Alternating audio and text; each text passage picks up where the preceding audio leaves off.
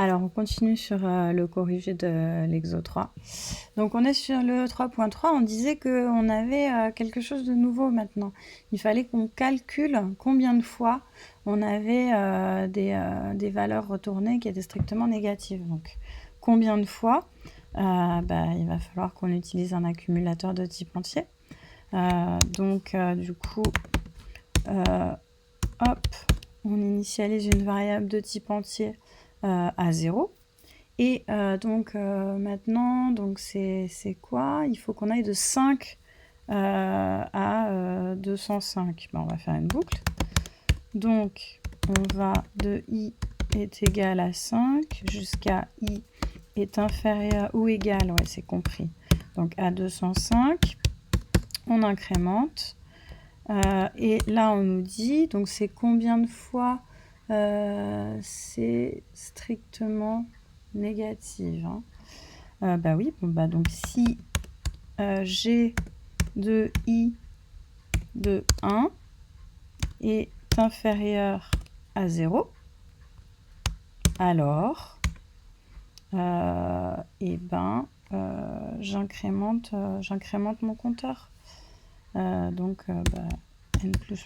par exemple. Ou si je veux écrire ça de manière un peu parlante, je peux l'appeler CPT pour compteur.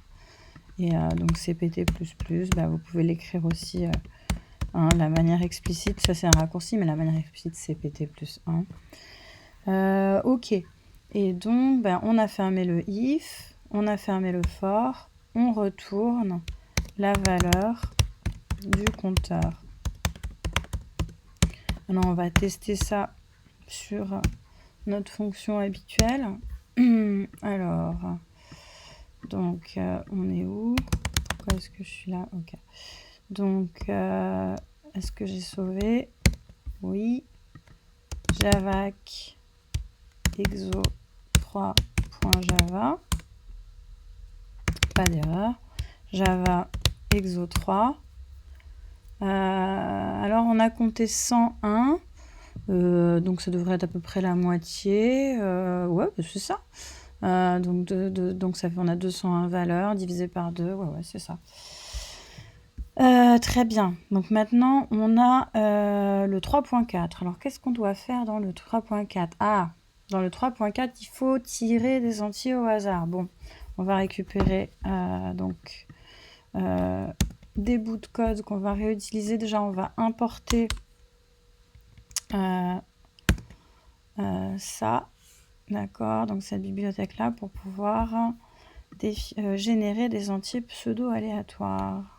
Donc, je mets juste le code au début, là, avant la définition de mes fonctions. Donc ça, vous l'avez déjà utilisé en TP, en objet random. Et donc, je vais pouvoir réutiliser ça après.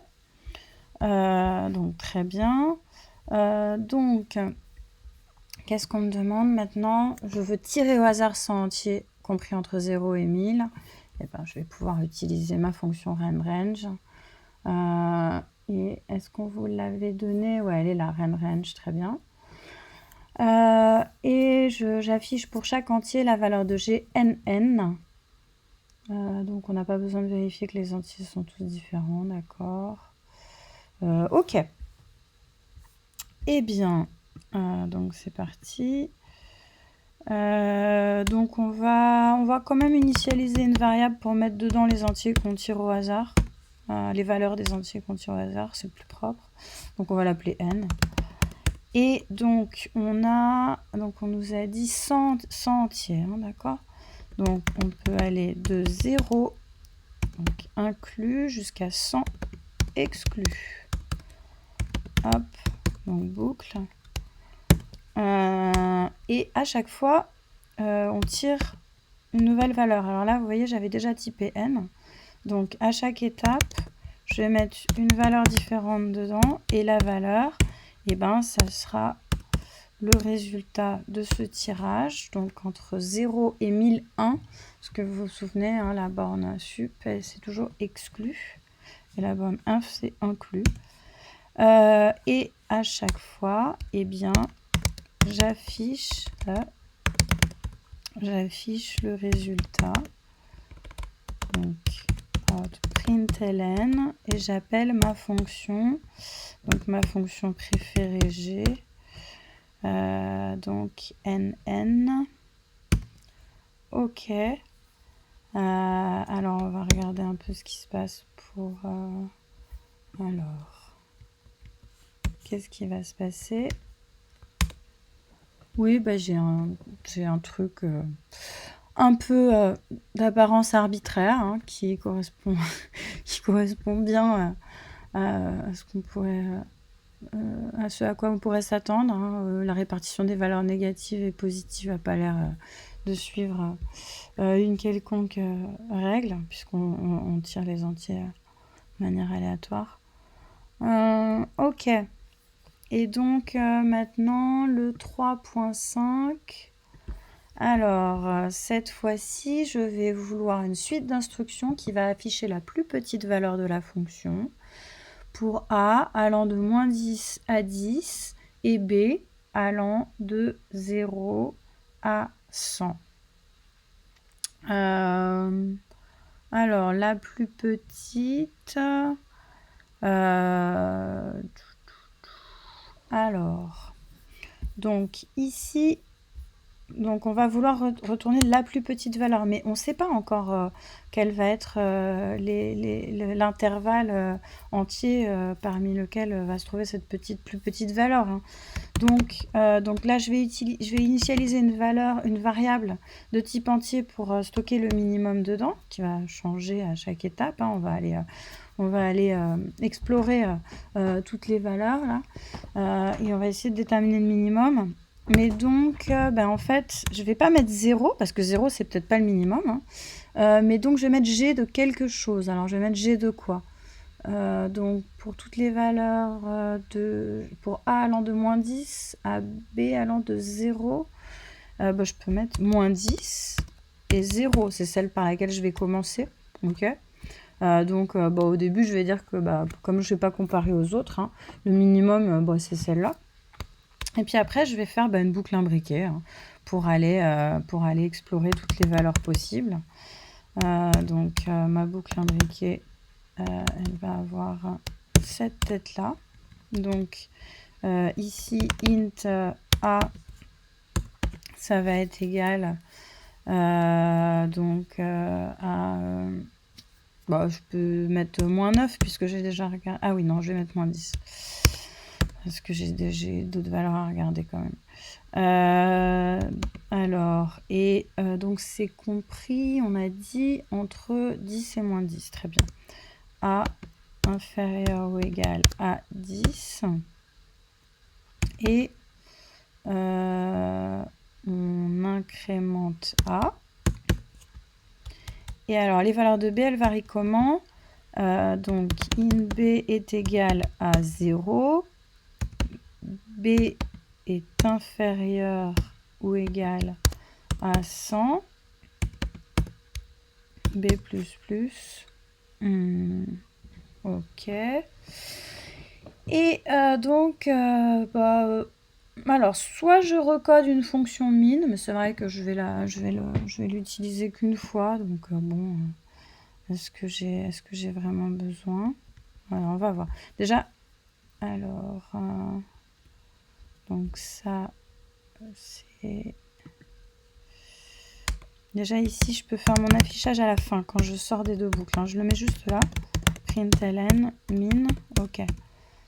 Et là, je ferme ma fonction. Alors, ce que j'ai pas... Alors, ça, normalement...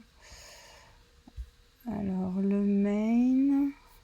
Très bien, donc je ferme le main ici et je ferme la fonction là. Oui, donc je voudrais quand même fermer ça. Ok, donc ça c'est... Donc là, vous voyez ici, c'est à cet endroit-là que je vais devoir aller changer éventuellement la valeur de min, si j'ai trouvé quelque chose de plus petit. Alors juste... Ah oui, non, j'ai fermé une fois de trop. Parce que je suis dans le main, mais c'est pas une fonction. Ok. Donc, alors, je vous disais, soit je code une fonction qui s'appelle min, soit... parce que là, en fait, je veux si min... Alors, moi, je vais peut-être le faire avec une fonction min. Donc, pour qu'on voit bien l'idée. Avec une fonction minimum. Ok. Faut éviter de donner le même nom à des fonctions et à des variables, c'est un peu plus propre. Donc, l'idée ici, c'est je veux déterminer quelle est la plus petite valeur entre min et entre g de AB. Ok. Et si la plus petite valeur, c'est cette nouvelle valeur g de AB que je suis en train de calculer, je veux remplacer par min par le minimum. Donc, vous voyez ici, je fais appel à une fonction auxiliaire que je vais aller définir un petit peu plus haut. Donc je vais la mettre là. Bon, vous n'êtes pas obligé de le faire comme ça. Vous pouvez. On va faire les deux. Hein. Donc ici, je vais coder minimum. Donc in A, in B. Je peux les appeler autrement. Hein, ça c'est pas. Et je dis que si A est inférieur à B, alors je retourne A. Et sinon, je retourne B.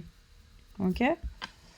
Alors, donc on peut tester ce que ça donne et après on va le faire sans appel à une fonction min et on va voir que ça va nous donner la même chose. Alors, donc javac. Ah oui, retu ern, c'est pas bon. Il est où ma typo 16, ouais, c'est là.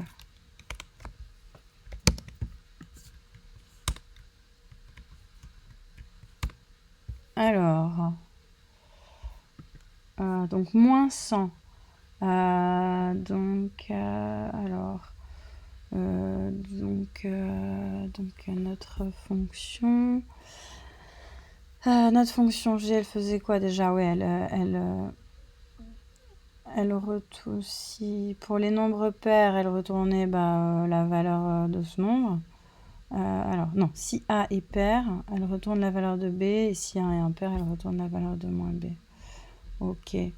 Donc là, on veut avoir moins 100, parce que, alors c'est quoi notre éventail déjà?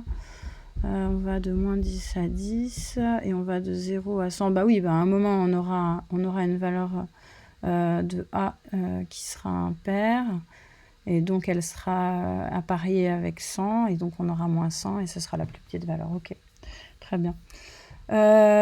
Donc ça marche. Donc si je le fais sans le min, donc je peux faire, alors je peux l'écrire 3.5 sans le min par exemple, sans minimum, pardon, sans fonction auxiliaire.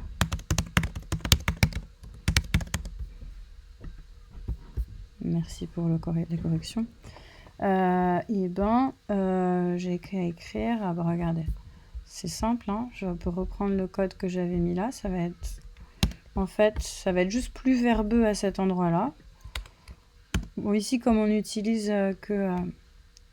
c'est un peu... attendez, c'est pas ça que j'ai écrit là. Oui, j'ai pas pris le bon truc. Donc, si A est inférieur à B, on retourne A, sinon on retourne B. Donc, je l'écris là et puis je vais remplacer parce que le A et le B, c'est pas la même chose. Donc, si min est inférieur à G de AB, alors, bon, on va corriger ces soucis d'indentation quand même. Alors, on va retourner min.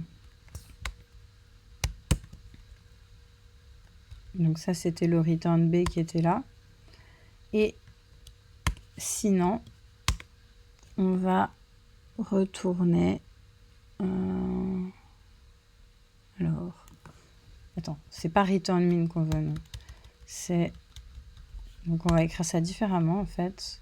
On va écrire si min est supérieur, alors min est égal à G de AB. Ouais, vous voyez, c'est un peu différent ici. Alors, parce que ici on veut remplacer la valeur de min, donc on ne veut pas retourner quelque chose. Donc, alors, est-ce que c'est OK au niveau des accolades et tout ça? Donc, si min est supérieur. Donc, ok, donc on effectue un remplacement seulement si min n'est pas plus grand, n'est pas plus petit. Donc le if il ferme là, le for il ferme là. Alors ça c'est le plus petit for. Alors 1, 2, et il y en a un autre. Voilà, il est là.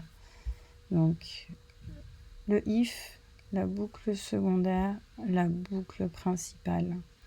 Et donc à la fin, on aura parcouru toutes les valeurs possibles pour A et B. Et quand on en aura trouvé une plus petite que min, on aura remplacé. Et alors, on va regarder ce qui se passe. Javac. Ouais, on a fait une erreur. Alors, G2. Ah oui, c'est normal. C'est normal, c'était pas A. Alors. Non, c'est pas normal.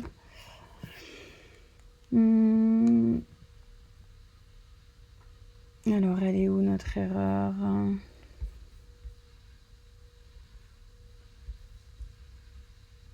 Ouh là là. Ah oui, elle est au niveau des accolades, tout simplement. Non, il y en a encore.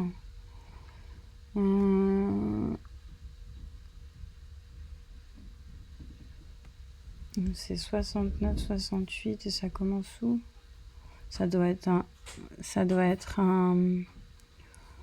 Alors, comment on appelle ça? Donc 65, c'est au niveau du début. Ah oui, c'est là. Ah oui. Non.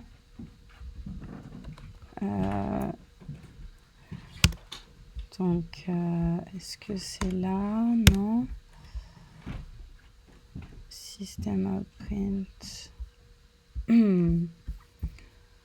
Allez, on fait un petit coup de debugging.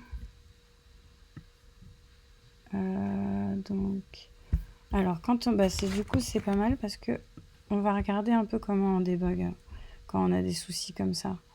Ah oui, je pense que j'ai trouvé. Je pense que c'est là. Ouais, parce qu'on avait une accolade qui, en fait, notre accolade, elle devait fermer le main et ça, elle devait fermer la classe. Mais sinon, j'aurais pu commenter tout, enlever tout ce que je venais d'écrire. Donc javac, variable min. Ah oui, c'est normal. Alors, ouais, je l'ai défini 2 fois. Donc int min2, je vais l'appeler min2, hein, c'est juste que... ou alors je peux l'appeler... Enfin, il faut juste que je la type pas en fait si je la réutilise. Donc cette fois-ci, javac et java. Et j'ai encore moins 100. Donc vous voyez, c'est la même chose, sauf que j'ai pas fait appel à une fonction auxiliaire, quoi. Et voilà. Donc ça conclut le corrigé de l'exo 3